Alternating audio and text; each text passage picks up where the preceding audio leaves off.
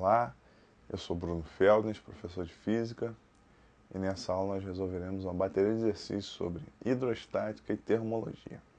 Um adulto de 80 kg e uma criança de 20 kg desejam andar sobre pernas de pau.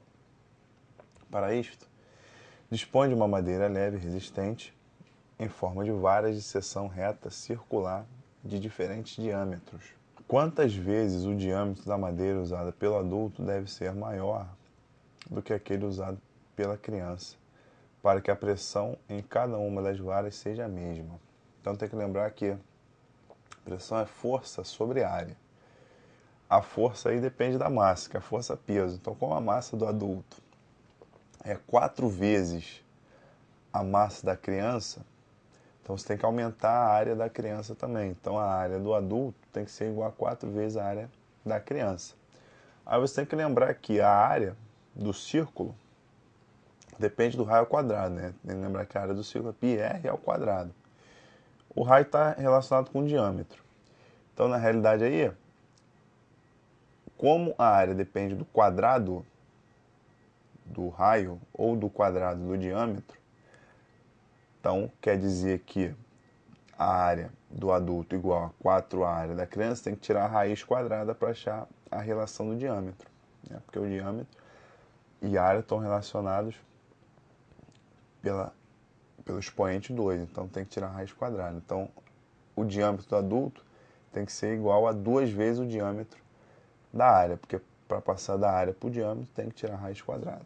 Então, quer dizer que o diâmetro do adulto é 2 vezes o diâmetro da criança.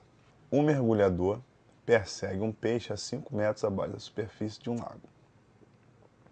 O peixe foge da posição A e se esconde em uma gruta na posição B, conforme mostra a figura a seguir.